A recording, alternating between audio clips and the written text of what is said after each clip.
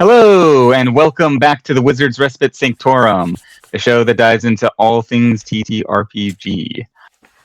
We got a show sort of aimed towards more of a creative how to thinking about TTRPGs, your characters, how to flesh them out, how to bring life to them, and what really makes them a character that you want to play. What do you like about building a character and that sort of thing? But before we jump into that, we got the news.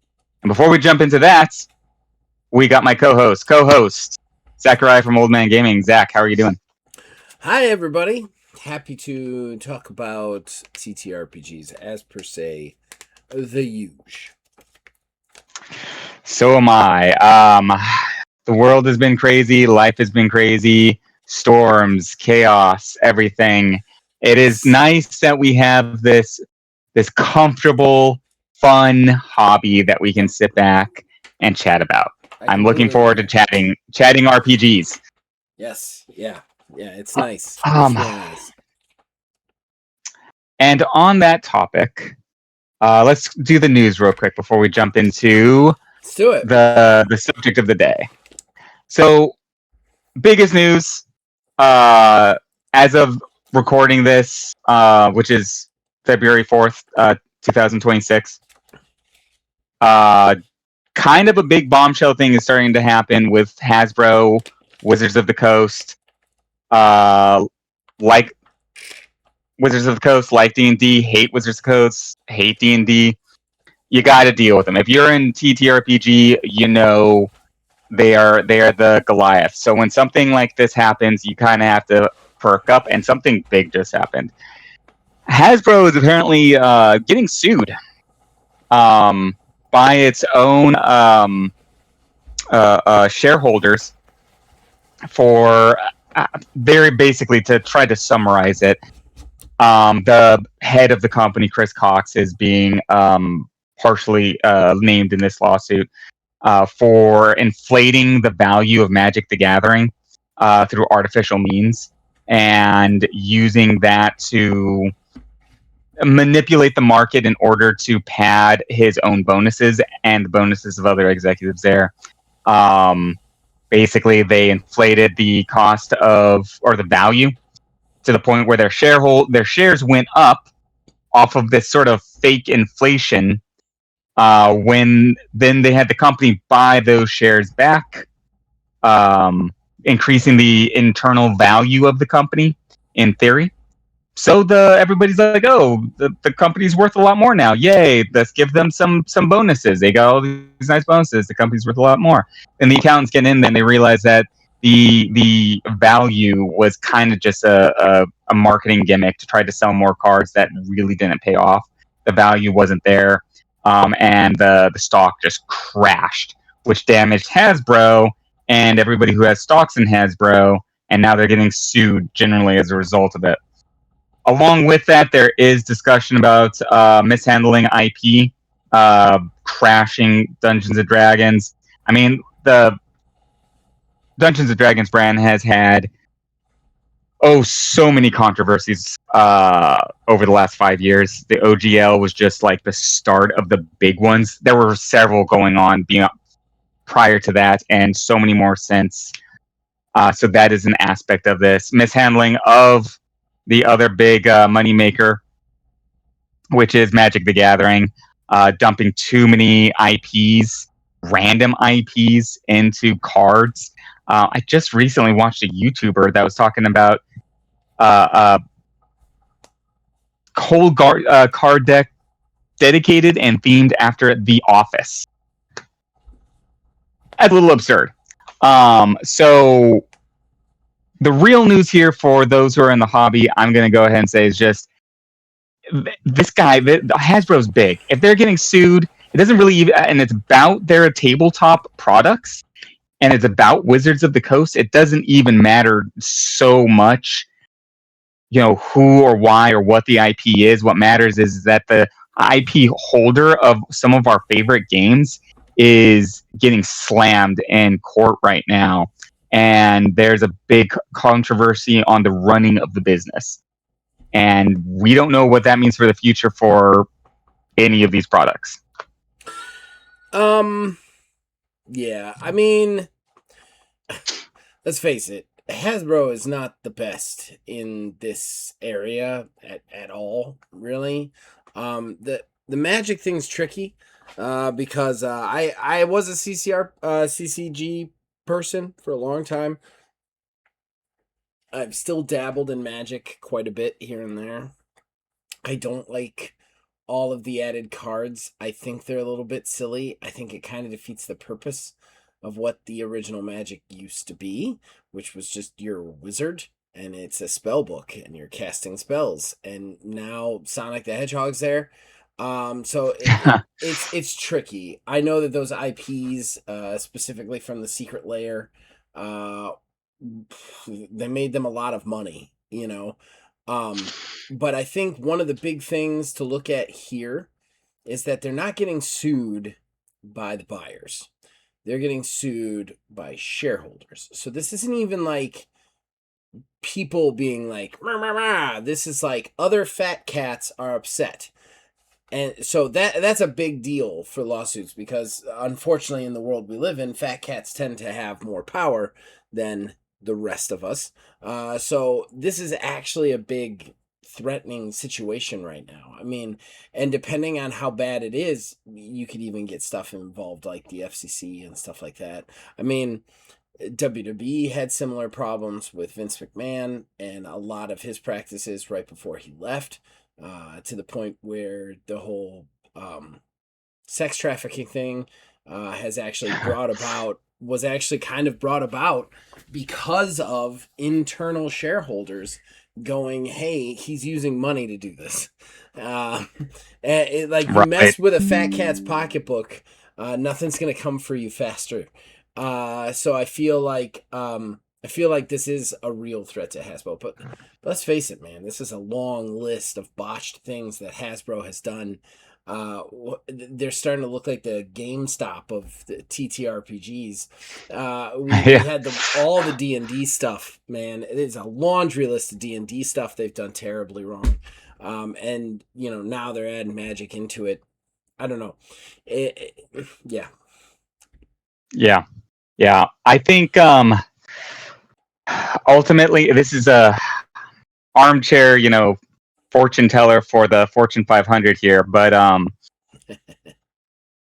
ultimately, like, how this plays out and how it's going to affect us as consumers and fans of the RPG is going to be very drastically. Hasbro completely collapses, let's just say, hypothetical. The IP doesn't necessarily just disappear. It gets bought up by somebody else. Mm-hmm. Dungeons and Dragons is a great brand. Even if it was a shitty brand, it's probably going to get bought up by somebody else. Yeah. Be bought up by somebody. A shitty brand from Hasbro is going to get bought up by somebody in China or Japan, and they're going to start trying to mass produce it for tiny little trinket things. A big brand, like, I think they still have like Transformers. I think they still own the IP on that. So like an IP on like something like Transformers, an IP on something like D&D, it's probably going to go to a fairly decently sized company that's going to want to try and make money off of it. They may or may not succeed. Ultimately, at the end of the day, if you're in this space, the IP is probably going to lose value because the people who own it are not going to. They're going to have to try and remanage it. They're going to have to try and reproduce product. It's going to take time for these things to come out, and that is, if Hasbro goes belly up on this and just cracks. I mean, let's face it, they're losing value. Like D&D is losing value as it is. That's in a true. lot of ways. Like, I mean, the core system, at least, like their properties, maybe not so much in the video game space and the other, areas, but the actual TTRPG is already losing money because Hasbro does not know how to make money off of it. They've already made that clear with how they've moved. I mean, I don't think Hasbro's going anywhere. Unfortunately, I think it's too big right now. It can take a couple of major hits before it dissolves and goes that sort of way. and I don't think that either Magic or D&D are on the chopping blocks yet at that company. For IPs, they would sell off other ones before that. But Sure. again, how many mistakes can Hasbro make, and get away with it? I would see this realistically as like a decade out. It kind of seems to be like if Hasbro does dissolve, it's going to take years. That amount of industry in this company gets just chopped into pieces over years and years. And it doesn't happen in a very visual way. It happens in between like executives, boardrooms, shareholders, fat cats. Basically they'll be slicing this up in their quiet little offices, doing their own thing. And we're gonna wake up one day, and there hasn't been a new product for D&D for like maybe 3 or 4 years. Mm-hmm. It hasn't really been talked about, and now all of a sudden we're gonna hear about it being bought by somebody else, if it goes in that direction. If not, maybe Hasbro restructures, finds a group of people who can run Wizards of the Coast that really understand tabletop gaming. Right. And I would have loved to have seen. The thing that has always bothered me about Hasbro and Wizards of the Coast is that they're just doing Magic the Gathering and D&D. Those are like that's all I ever hear about from Wizards of the Coast. Mm-hmm. I would have loved to have seen another RPG come out of Hasbro and Wizards of the Coast that it's really cool. They put a lot of money into it, a lot of art, a lot of writers, really interesting designs, get the best people in the space to work on it. That's not Dungeons and Dragons. It's completely different than Dungeons and Dragons, and really flips fills a niche that Dungeons and Dragons does not fill. Make it sci-fi and solely sci-fi, and the structure works perfectly for sci-fi because he had like 1,500 nerds working on it. Yeah, they don't want to do that though. But they didn't. They want to buy the property, and they want to buy the system, and then that's it. They want it to make money for them. They are a more traditional company in that way. They don't want to produce. Yeah. They want to own IPs that produce for them. And tabletop role playing games just isn't an industry that works that way, in my opinion, anyway. Right. Yeah. I'm right there with you. I agree with that, and so it's worthy of like keeping an eye on. I mean, this might be the beginning of this is definitely the beginning of a change. Yeah. Now, how much that change is actually going to affect the hobby, who knows? I'm sure we're going to be getting new executives in at Hasbro that would be managing this stuff. But what that will end up meaning is basically for right now, something just happened. Keep an eye on it. See what else in the news. Okay, so we're getting I guess a few more, like, it seems like almost every single time I look at the news for the TTRPG, it's a new IP actually getting a new rule system or is being launched on a new rule system. Discworld is getting one now. My sister going to go batshit insane over that. She is a big Terry Pratchett fan. Books. He has this books. Yeah, it's a series of books. A lot of books. I can't remember the exact number, but I want to say it's in the number of books that this guy has in the Discworld universe is so far out there that it would take you just forever to read them all. A lot of them are very tongue-in-cheek, comical, very funny. Some of them have more serious slants, but it's all of this sort of like fantasy world, and he puts a lot of metaphor in it. It's got a cult following like you would not believe. So it's kind of interesting. I don't know that this is one of those worlds that really needs its own system, and I'm not sure it's been licensed, but I'm not sure if they have actually decided to come up with their own system yet, or if they are taking like a Apocalypse engine or something like that and applying it to Discworld. But those fans of Discworld are going to be getting an RPG of some kind related to the Discworld universe. And I personally hope that they just apply a different engine that already exists. I've read some of the Discworld books. They're, like I said, they're very tongue in cheek. The ones I have read are very funny, but they're not super crunchy in terms of like how the world works, how magic works most of the time. It's really about the story and the characters. So in that kind of situation, walking in with a mechanic system that already exists that can just sort of be colored to fit this world, I think makes more sense. Few other games that are getting out there is Invincible. Mistborn is we've already talked about that one, but that's coming out with a new RPG. And See, those are the big highlights for I just don't understand the it. news.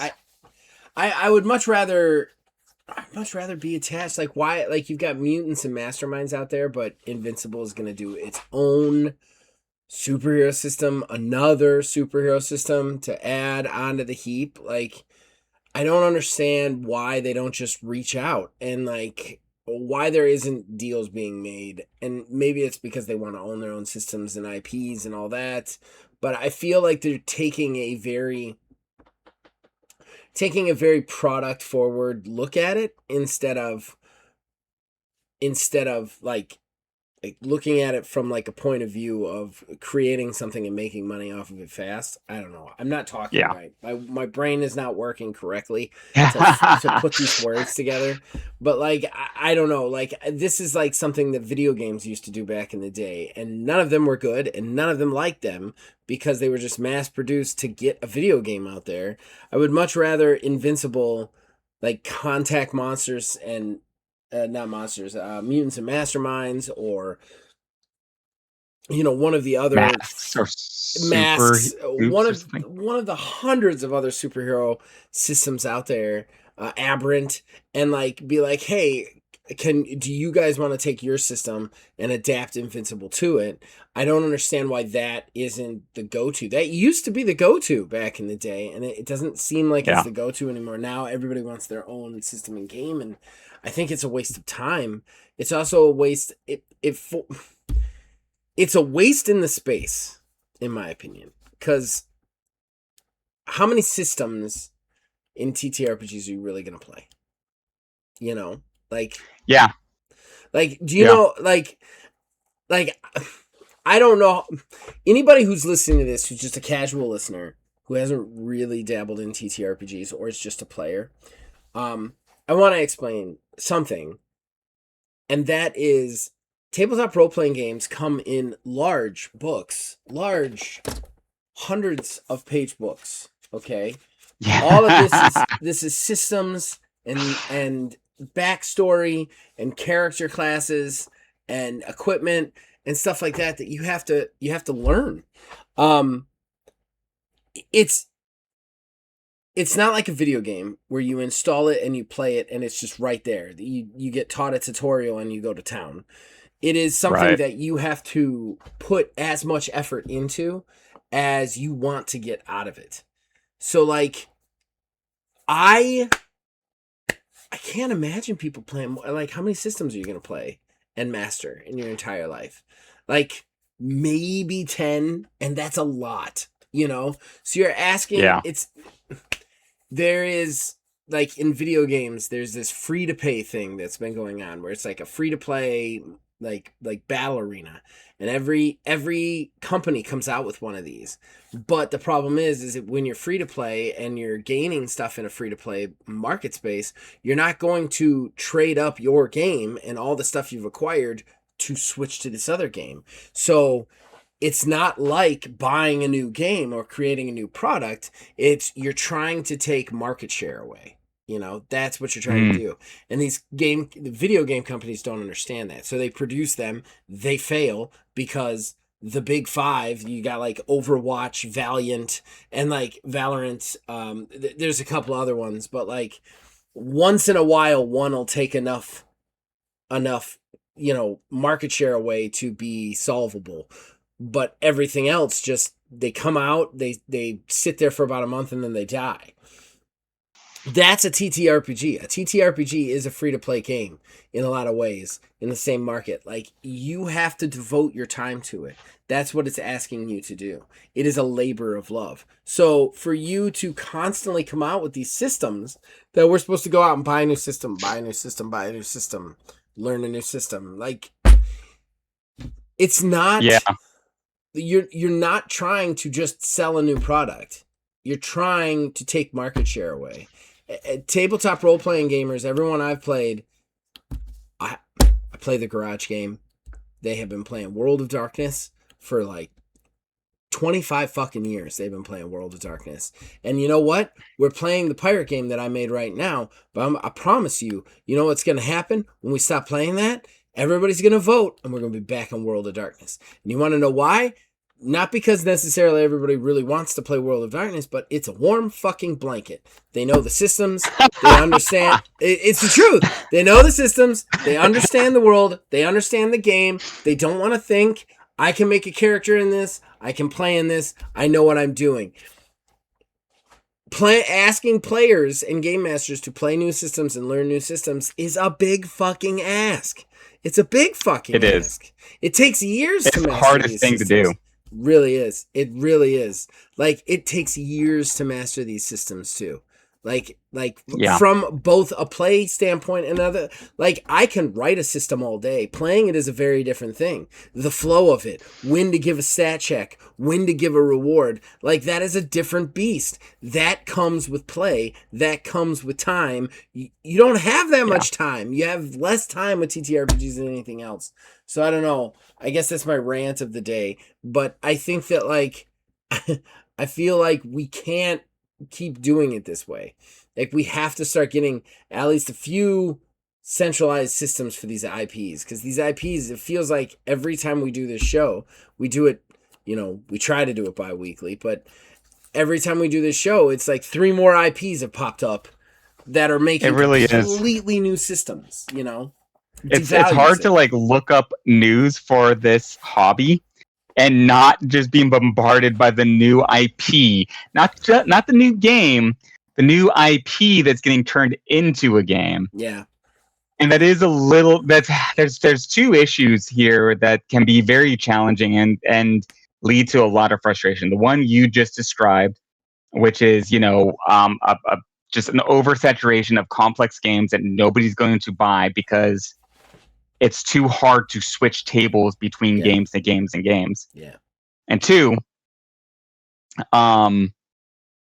you know, I've seen this in books, I've seen this in movies, and it sounds like you've probably seen this in the video game space, but when you are hitting IPs first as your first goal, you want to make a movie, you want to make a book off of a video game or off of something else, another IP, there's something that will just constantly suffer in the quality, maybe 90% of the time. Every now and then, you'll get a fantastic movie based off of a book, and you'll get a fantastic game based off of a movie or a book, or some things, it will work. You can make that IP work. But so much of it is people just trying to take the IP and churn out product, and that product is just not very well thought of. They're just expecting the name brand of the great new series that everybody's really popular in to sell the product.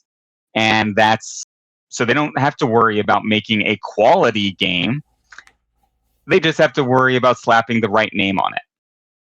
And that's the other thing that's kind of like a little, like, makes me leery about some of these, because some of these IPs, I love the IPs. I think they're really fantastic. I love Invincible. I love the Mistborn book series. I've just gotten into it, and I'm really enjoying it. I think it would make a fantastic game. I just think it is probably, I think it's not going to be easy to do. If you're going to be using it, Apocalypse is a good core rule system for it.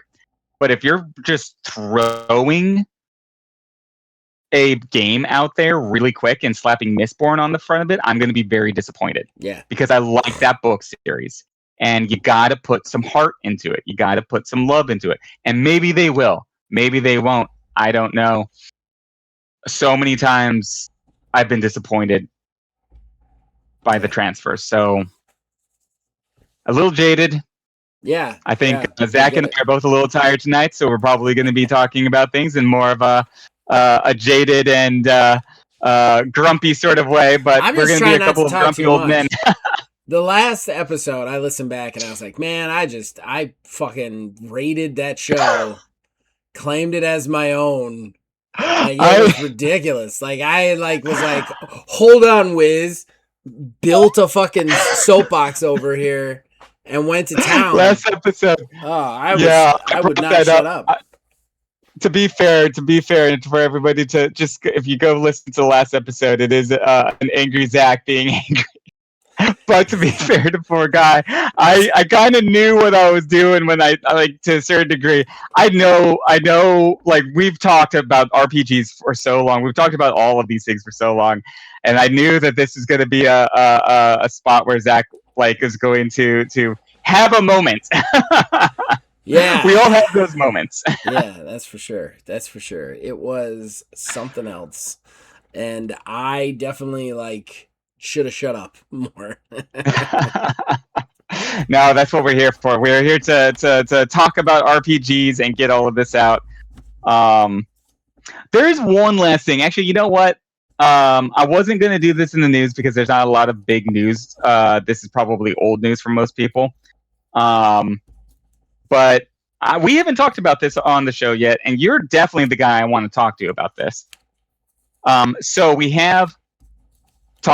just finished talking about IPs, comic books, movies, whatever, getting turned into RPGs.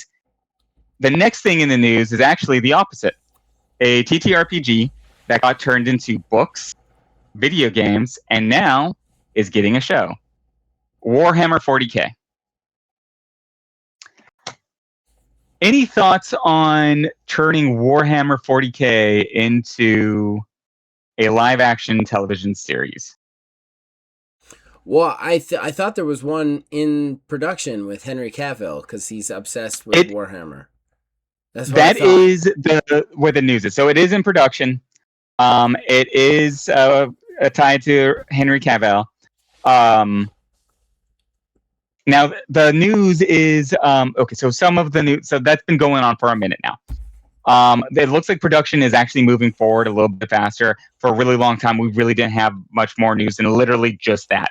Yeah. Warhammer is going to happen. It's going to happen in Prime. Henry Cavill is going to be in it. Everybody loves Henry Cavill because he's a super beefy nerd. And he loves Grimdark. And he loves Grimdark, yeah. And he loves video games, and he loves Warhammer, and this is a passion project. I got a Woody when I watched him build a PC. I know the ladies are supposed to get Woody. I got a Woody from that. High-ass man building a PC. Nothing wrong with that. I just started watching season 1 of The Witcher with Shay. For the first time. This is my wife. Yeah. For the first time watching this. And she's absolutely loving it. She isn't normally a huge fan of fantasy because when she thinks fantasy, she thinks epic war battles, which if I get her into a fantasy that isn't about epic war battles, that's about more like adventures or mysteries and stuff like that, she's fine. There's a lot, and you know, she's loving The Witcher.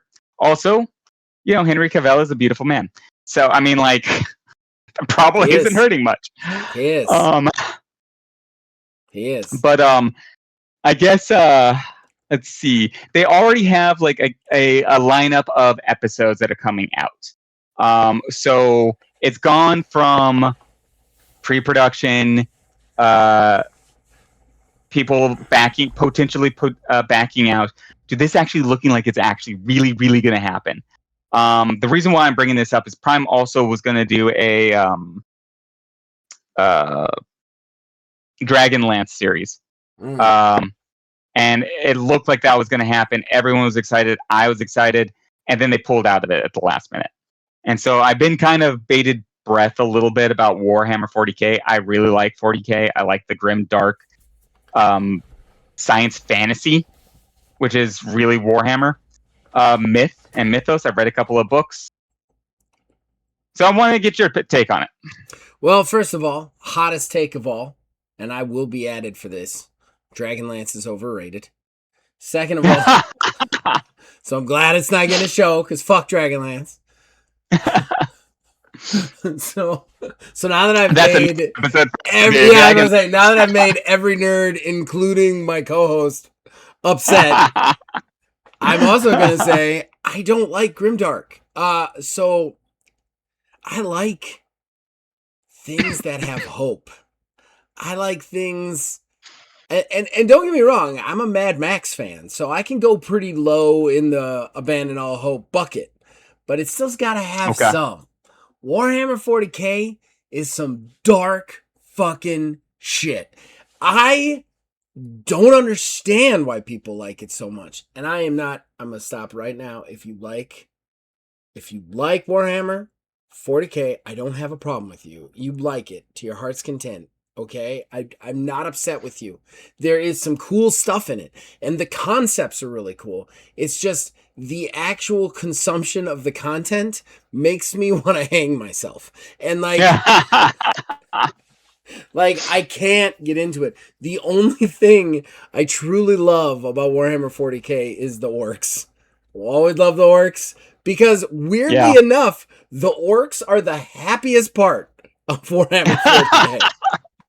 They're the happiest part. Are. Like, they're funny, they're jovial, they build mecha out of wood, and it works just because they believe it does. That little bit of weird Grimdark lore, there is this whole fan theory that the Undying Emperor is only undying because the orcs believe he can't be killed. Oh yeah. Which is hysterical to me. But like, if you're actually watching it, there's no romance, there's no love. I like romance and love. I'm a fucking bleeding heart, okay? I love. There's none of that shit in Warhammer. Warhammer is kill, blood, kill, blood, kill, blood, kill. So I don't. I mean, you're not wrong. I mean, I don't do Warhammer 40K, and again, that doesn't mean that the designs are like, the designs are cool. The world is very interesting and different. It's just I can only consume so much of it before I don't want to consume it. So I don't do the Warhammer core. That being said, I think it'll happen. I think Henry Cavill. If Henry Cavill is attached to it, he's a pretty big popular star right now. I think it'll go through. Whether or not it'll be good, who knows? I don't remember that TTRPG being that great, if I recall correctly. At least not from my friends. I will say Warhammer fantasy role playing is one of the coolest fucking games I've ever played, but I don't believe there's anybody really playing that anymore. It's kind of like that was out in like the 80s. I don't think it's around anymore. And and Dragonlance is kind of the same thing. I mean, there is hope in Dragonlance, but it's so fucking depressing. I read so many of those books for everything that shouldn't have happened to happen.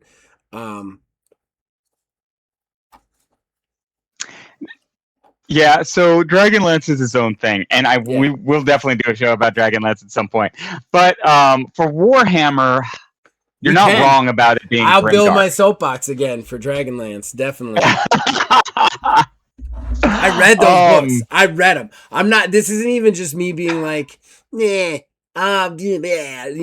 like knowing some things about it and taking pot shots at it. No. I read those fucking books. I hate them. And they stole time I cannot get back. There are certain problems with them. I think mostly is the way that they continue on and on and on is my biggest issue with them. And resolution it's terrible. Isn't really like super achievable. Hey, do you like a character? Do you enjoy a character? Is that character anyone other than Ray Slynn?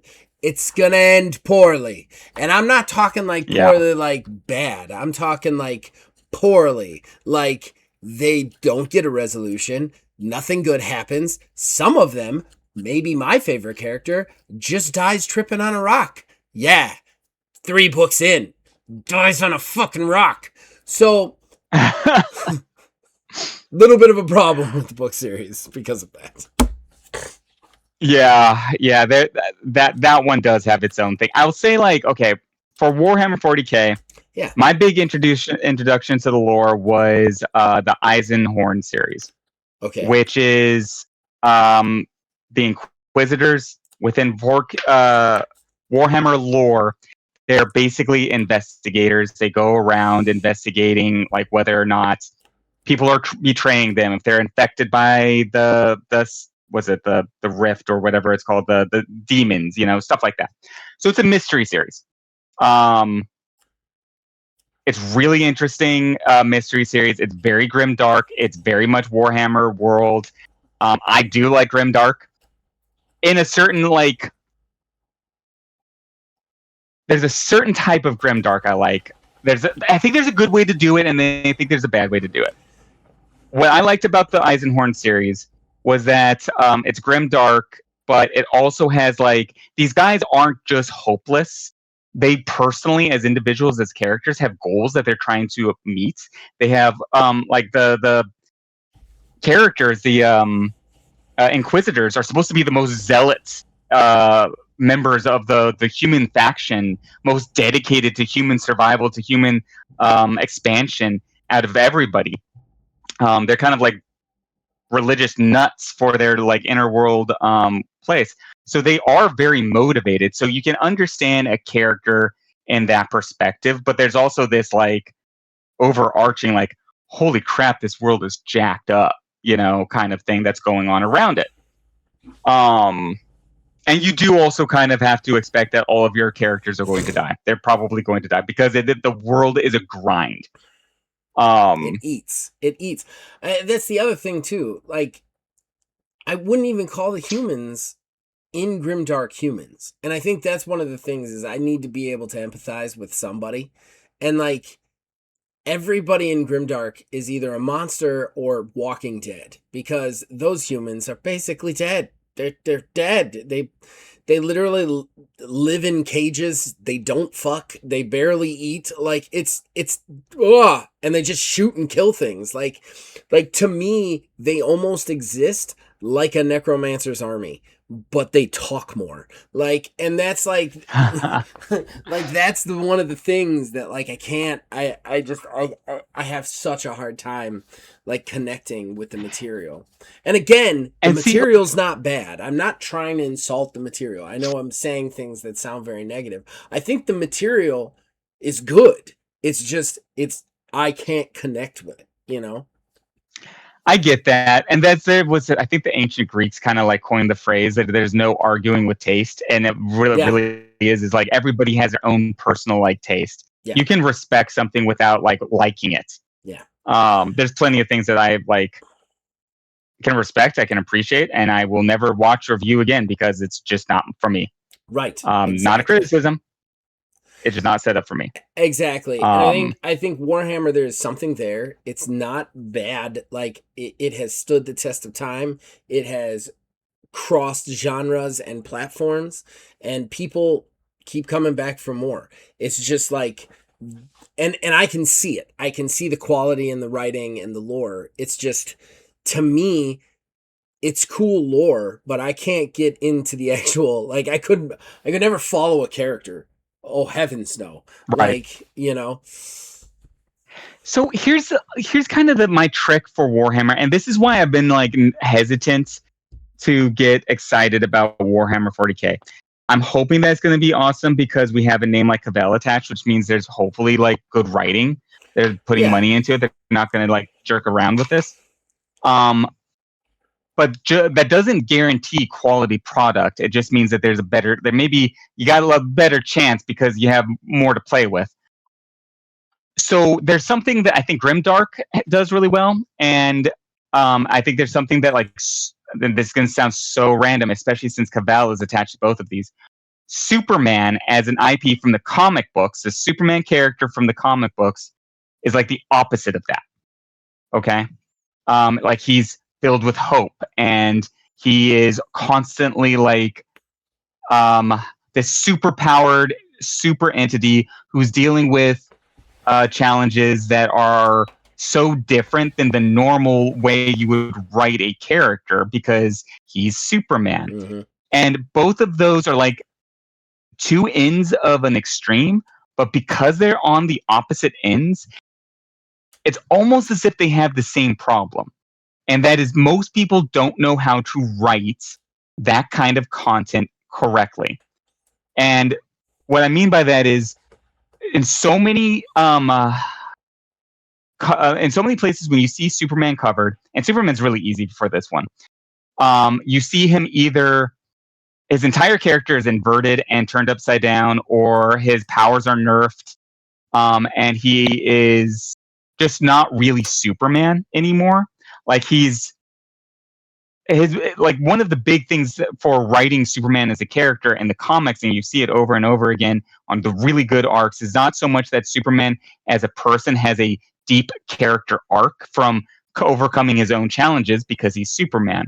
It's more that he learns how to overcome the challenges of his world through his moral core. Yeah. And that is so hard to write for most people. Most people want to write the guy that overcomes his personal challenge, not the guy that overcomes the world not being moral or having problems and finding a way of connecting with the world. Grimdark is almost the exact same thing, except you just switch out morality with immorality. Yeah. Everybody in Warhammer is essentially a villain. All humans, orcs, everybody's kind of messed up. Yeah. So then and nobody is actually trying to become a better person because that's not the world they live in. That's not the goal. Yeah, so, exactly.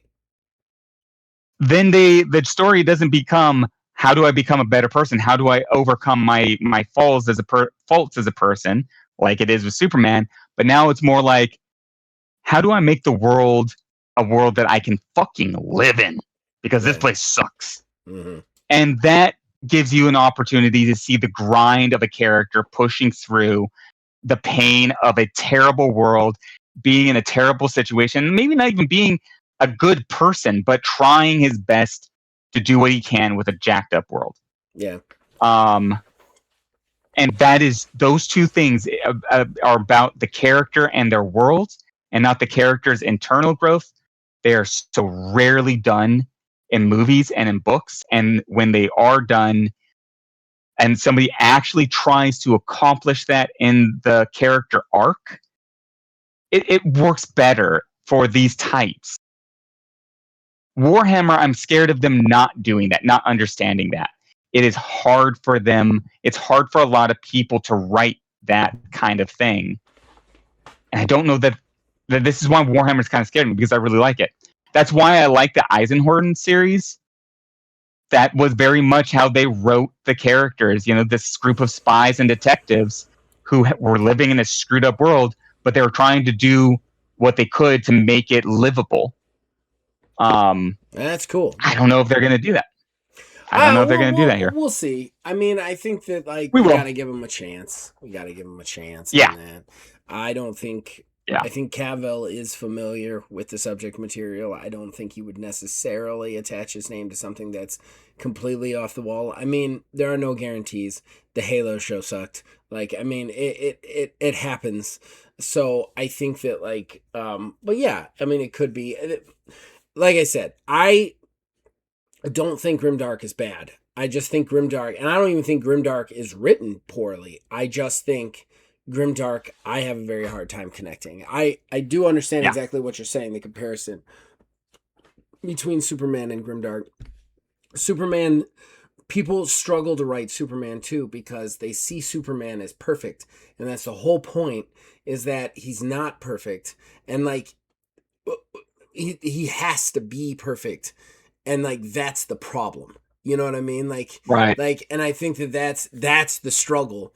And I think that he's a god. He's literally a god. He could do anything he wants at any point in time, but he manages to keep it together and save people. And the only reason he manages to keep it together and save people is because he laid out this code for himself. And if he doesn't follow this code, he will literally go crazy and run the whole planet. Like that's what people don't understand is if he stops following that code for a second, then it's a slippery slope and he'll end up becoming, Mongo. So like I think that like that's what's so interesting about that character. And Grimdark is the same way. I think Grimdark is the reverse. It's one of those things where it's like they have to be immoral because being good, having that hope is the enemy. It is the thing you It's what gets you killed. Yeah, it's what gets you killed, which is an interesting thing to write. It's just not something I can enjoy because I can't exist in that world. Like I can't. I can't make a character in that world. I can't. So yeah. So we have, however, talked for 45 minutes. I don't know that doing a whole talking point in addition to all of this is potentially a good idea for the runtime of this show. Just say it. That's fair. We got kind of caught on the news yet again. And so I think you know what though, like I think that this actually is probably a good place to kind of like sort of wrap it up for this episode. I will say like I really enjoyed talking about this and expanding, beyond necessarily strictly RPG structures and talking about the Grimdark aspect and how IPs are handling, because this is sort of expanding out into the pop culture, and our hobby is expanding into pop culture. It is. People everywhere are playing this in all different forms. Not that long ago, I just read a whole thing about how popular certain RPGs are getting in Japan. It is this is a really fun hobby. For better or worse. It was really crazy the other day on my bus. I was picking up kids, and then I was taking the kids home, and one of my kids is at this stop, and everybody gets off. They don't get off. And I'm like, where is that kid? And I look around at everybody else. I'm like, did she get on? Did she not get on? And they're like, oh no, she has D&D club on Mondays. I almost like looked at that kid and was like, fuck you. For not only for existing in a world where there's a D&D sponsored place at a school that you could just hang out and play it, and also fuck you for not judging her immediately for being part of such a club. Like, I got judged for being in science club. Like, like, are you fucking kidding me? Man. Like, we didn't tell people we played role-playing games, and now they have a club at school. That's the boom. Like, we're experiencing a boom for better or for worse. And like, video games had a boom. I would say the problem with a boom is a boom goes up and then a boom comes down.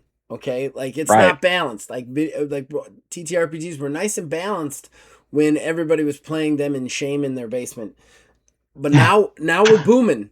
And booming means that everybody who thinks they can make money off this is going to put their hands into the cookie jar. And those people destroy things that they touch. Like they suck the money out of them, and then they leave the carcasses and move on to the next thing that they can eat. And I think that like you're getting to a point where we're starting to, all these IPs and everything, it's starting to trend up. I think TTRPG are a little bit more, poison proof in some ways than like video games and other platforms because of the amount of love that has to be put into it and the fan base that has to enjoy it. You really have to put a quality product out that people want, because the commitment needs to be there. It's not a video game where you're going to drop, 20 to $80, play the game for an hour and be like, this isn't for me, and walk away. This is something that you're going to be spending hours and hours and hours again. You really have to pull somebody in. So I think that helps, but at the same time, we're in for a heck of a ride for the next like 20 years, I would say, in TTRPGs. I think so. To be honest with you, I think I'm gonna be okay. You're being grimdark. I'm gonna be the hopeful one here. I just said it was poison proof. I've never said that for video games. Okay, you should listen to my video game show more often. I was not being grimdark. I agree with you. Yeah, I agree with you about the poison proof thing. I think it definitely has. I think it's more than just to lean into the vernacular poison resistance. I think it is definitely immune to poison. And here's the reason why. I think there's a couple of really big guardrails. One guy buys a book, brings it home. Now everybody's got the game. Mm-hmm. If people really love the game, people will buy their own books because they really love the game. If people don't love the game, that book's going on a bookshelf. No one's ever touching it again. There's just an intrinsic give it a shot kind of thing for producers. Put my book out there, give it a shot. If it doesn't go anywhere, because it's not a very good book, it's not going to go anywhere. If it doesn't go anywhere because you don't have enough money to put into advertising, it's not going to go anywhere. If it doesn't go anywhere because you can't get backers together for print, et cetera, et cetera, et cetera. There's a lot of things that's going to keep it restricted from people sticking their hands in there. And on those occasions where you have these, let's say it goes video game style, and I've talked to you enough about this, or I've gleaned from what your experience are with the industry, but tell me if I'm wrong here. There are these big video game companies that seem to explode in size, but then not really keep up the quality of their product. And that seems to outrage the fan base over and over and over again. That can't work with RPGs. If your product is crap after the fifth, product you've put out, people are just going to make their own product. They're going to be like, I don't like that. I'm going to homebrew everything from now on. Well, and you kind of hit the nail on the head. There's a little bit more finesse to that. I think with video games, one of the biggest problems with video games is overspending. It's very evident. It's why video games is, in my opinion, kind of crashing right now. What you have is you have these AAA companies spending billions, not millions, billions of dollars to make video games, and then they need to sell it and make their money back, and they don't. And they could be successful, but they underperform, and then they lay off people. So you have this constant cycle of just these huge layoffs and huge hits to the company. Outer Worlds 2. Outer Worlds 1 was a $40 game. It went into Game Pass. It was made by an indie studio. It was good. It was great. Microsoft bought it, gave it AAA money. They put, I think, something like $1 billion into it. They jacked the price up to $80. They couldn't sell enough of them. Doesn't matter how good the game is. It really doesn't at that point. They spend so much on a game that doesn't need to be spent on. I think one of the things that kind of makes TTRPGs poison proof is the fact that there's no more money to put into it. Right. It's writing. You could put more pages into it. You could probably do some dice, some figures. But at the end of the day, there it is. Yeah. You know what I mean? It's a book. It's a book and it's knowledge. And I think that is something that makes it a little bit more poison proof, because it's something that they can't necessarily overspend on. They can't necessarily they can overcharge for, but not really successfully. And they also don't quite understand how to make money off knowledge. Yeah. Yeah. So there's that guardrail in there. Right. Like I said, we are in a new era. Maybe there's a formula out there that somebody will figure out how to just rake in dough on this and crash it, but Look, it seems hard to me. I don't think there's anybody out there buying a Porsche based on the money they make from RPGs. Not even the D&D guys. Yeah. Like they just aren't. And the reason is because it's not that kind of thing. It is a community thing. It's something that exists on the charity of others in a lot of ways. Right. It's Kickstarter before there was Kickstart. Like there is like you can't trademark or copyright a system. It's impossible. Right. You can't do it. You cannot do it. So like I could right now, tomorrow, release a game that uses the exact system that D&D uses. They could sue me all day long. They're not going to get anything out of me because they can't trademark or copyright that system. They can try, but it's not going to work. That is inherently something that people like Hasbro are never going to understand because their video game mentality, they're like, how do we make it ours and only we give it out? You know, that's just not how TTRPGs work. You have to get people who love it, and those people who love it then choose to give you that money. That's how it works. I think I read a couple of books on the history of D&D from a corporate standpoint, and one of the biggest money makers for TSR back in the day wasn't even D&D. It was novels. Mm-hmm. It was storylines. It was other products that sort of were associated with D&D but weren't directly game related because the IP was making them a lot of money.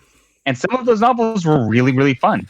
I would argue that D&D still makes more money off of its third-party properties than it does after its actual game. I mean, Baldur's Gate alone. Like, I think that, like those kind of things are where you make money if you're making money to make money. But, like, TTRPGs aren't for that. And I think that that's something that, like, any corporate goon is just not going to understand inherently. They don't understand that that's the way this industry works. You know you have a good game when somebody sits down at a table and the game master has the book and you all play the game and they're all playing out of one book and one of those players goes, I'm going to go give $40 because I want that book. They don't need that book.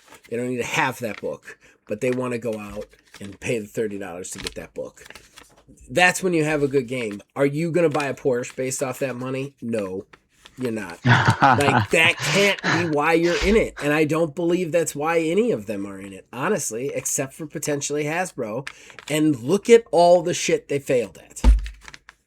Like, even the bigger companies like White Wolf and stuff, nobody in White Wolf is, like, buying $1 million houses. You know what I mean? Like, like, they're doing it for the love of the game. Whether they're doing it good or not, that's what they're doing. And that's what TTRPGs has to be. It's in a weird way. So there, no Grimdark there for you. All right, Zach. I think that we've covered this episode real well. Hopefully, I didn't. We again got locked into the news, but we had some pretty good things to chat about and dive into. Before we get out of here, anything you want to plug real quick? Yeah, I do. I don't know if I should, but I'm going to, just because I think this might be the last live thing that I put up before it comes out, so I don't know. But I have been wonderfully asked to be a guest star on a podcast from the Maximum Utmost. I think it's like the channel. They're like a conglomeration, like a channel, but it's a podcast. Okay. You know him, Daniel. He is one of the players on Dual Basters. He asked me to be on Currently Playing, which is his podcast for that network, that podcasting network. So I am recording that tomorrow. I don't know when it goes up, but I don't know. I'm pretty sure it's the next episode he's posting. So like, I want to make sure I plug it somewhere because I never know when my content is coming out. So I'm going to plug it here. I don't know what game I'm going to talk about because I'm always playing like 5, but so I'm excited about that. So check it out. It's on Spotify and all the places, but it's called Maximum Utmost. And then if you're on Spotify, it's mixed in with the normal podcast, but there's another podcast in there that's called Currently Playing, and I'm going to be on that. I don't know why he wants me on it, but I'm going to be on it. Definitely drop some links in this when we post it. Hopefully. That sounds awesome. Really looking forward to hearing that. I think this comes out this Friday, so I don't know if I'll have the link by then, but go check out the channel. Just go check it out. There you go. It's on Spotify or MaximumUtmost.com. I think he's got a .com. Go check it out. Okay. And then for me, of course, check out the wizardsrespite.com. This episode, all other episodes can be on there. We also sell shirts, have articles about TTRPG. Until next time, everybody out there, keep rolling them dice.